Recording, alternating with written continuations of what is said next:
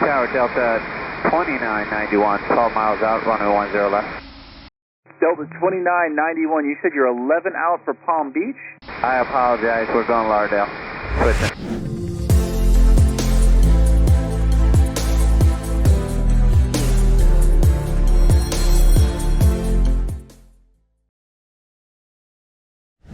What's up, guys, and welcome to ATC Point of View.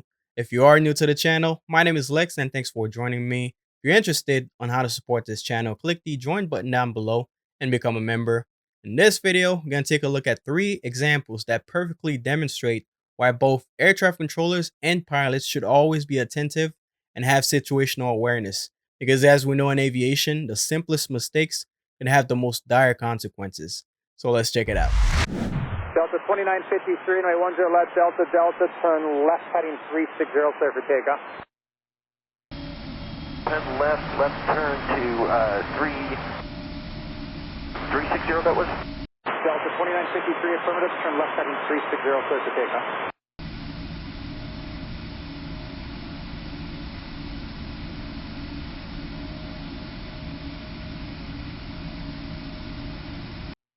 Delta 2953, you are turning the wrong way. You need to be departing the other way. Turning it around.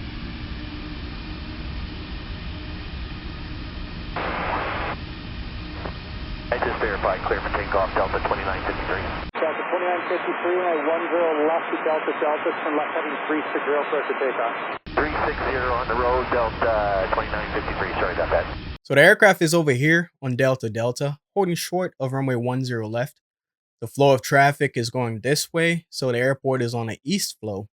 He gets cleared for takeoff, and instead of making a left turn onto runway 10 left, he makes a right turn on runway 28 right. That's not only dangerous because of opposite direction traffic that's possibly inbound for his runway or the adjacent runways, but as you see here, there's only about 3,000 feet remaining from his position, and that's definitely not enough room for him to reach takeoff speed. But regardless, both outcomes still would have been bad. This happened at Chicago O'Hare, which is one of the busiest airports in the United States. So great awareness by the air traffic controller to catch the mistake and correct it before it became a problem. The pilot was able to turn around and depart without any issues. But question for the pilots out there. I'm just curious, is there any type of equipment on board these types of aircraft that tells you about the direction of the runways, or do you guys just rely on the compass to verify the correct heading on the runway? So please let me know in the comments, but let's continue. Husky 9 Hotel, uniform, disregard. For spacing, runway 25, have a normal base turn. Wind 2507, swiftly clear to land. Sorry, that first part was garbled, sir. Would you say again? Husky 9 Hotel, uniform, make a normal base turn, runway 25, wind 2607. Clear to land. 8 Hotel uniform. Gyro 8 Echo Alpha, number 2, follow Husky, left base, runway 25, wind 2707, swiftly absent. Follow the Husky, clear for runway number 25, number 2, 8 Echo Alpha. Husky 9 Hotel, uniform, turn left Delta, runway 25, taxi is 0, with me. Okay, left on Delta, taxi on 0 with you, sir. Alpha Tower, Cirrus 816 Charlie Tango is inbound on the practice localizer with payback. Cirrus 816 Charlie Tango, roger, continue inbound, runway 25, wind 2708, cleared to land. Clear to land 25, 6 Charlie Tango. Husky 9 Hotel, uniform, pay attention. GBH hangar. Husky 9 Hotel, uniform, hold short, runway 25 at hotel. Hold short of 25 at hotel for 8 Hotel uniform. 8 Hotel uniform, hold short at hotel.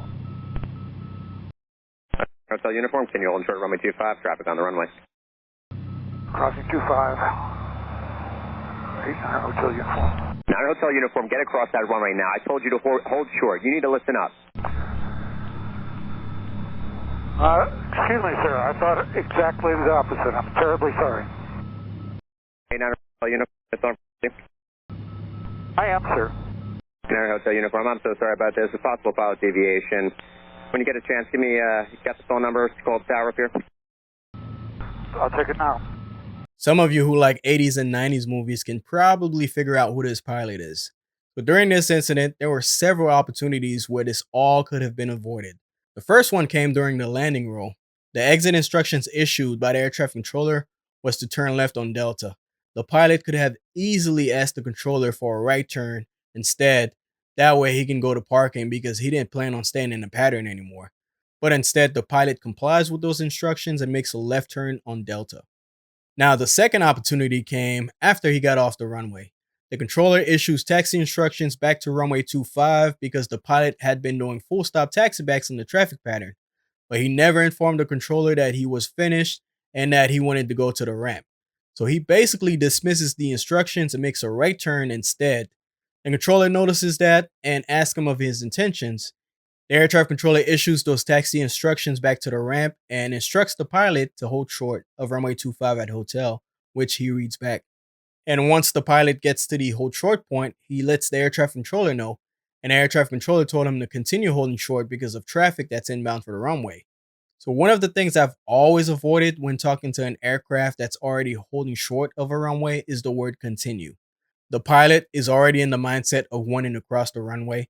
Sometimes they start developing selective hearing because the next thing they expect to hear from the air traffic controller is crossing instructions. So when the first word they hear is continue, they automatically assume that means cross the runway and they block out everything else after that, which is exactly what happened in this situation. The pilot starts crossing after hearing continue while another aircraft is landing. This brings us to the third opportunity for the pilot to avoid the situation. I'm not sure if it's a requirement or just a technique, but you guys can let me know in the comments, those of you who are pilots. I've always noticed that most pilots read back instructions first and then they execute the instructions, unless of course ATC used the words immediately or expedite. This would have given the air traffic controller time to stop him from crossing the runway. But of course he didn't do that. Although this is not the air traffic controller's fault, something he could have done when the pilot reported holding short is just responding with Roger, or just simply ignore him until it's time to issue those crossing instructions. Because the last instructions the pilot got was to hold short, so if he does ignore him, the pilot really can't do anything. He'd continue to hold short. This pilot is extremely fortunate that this happened at the departure end of the runway, because the aircraft landing or departing are either at taxi speed or airborne by that point. But if this happened at an intersection, this probably would have been a collision. Well, let's check out the last clip. Tower Delta 2991, 12 miles out, runway 10 left.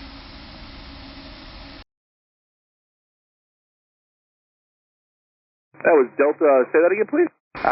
Delta 2991 for 10 left. Delta 2991, Palm Beach Tower, roger that. What's your position, sir? We're 11 miles out for 10 left. Delta 2991, you said you're 11 out for Palm Beach? I apologize, we're going Lauderdale. Switching. Okay, yeah, wrong frequency. I know to some people, this situation may not seem like a big deal, but nothing is a big deal until something bad happens. So the aircraft is inbound for runway 10 left at Fort Lauderdale International Airport, and he accidentally calls the Palm Beach International Airport tower. Coincidentally, Palm Beach also has a runway 10 left.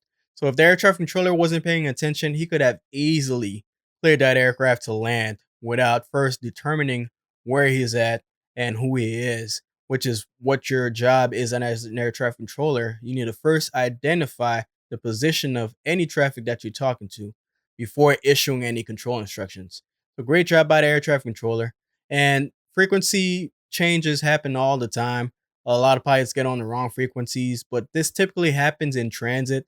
But it's worse when they're inbound to land because that pilot need to be in contact with that air traffic controller that's at that airport to make sure there's nothing on the runway and keep everybody safe. But guys, I appreciate you for watching this all the way to the end. If you haven't done so already, hit the like, subscribe button. As always, peace.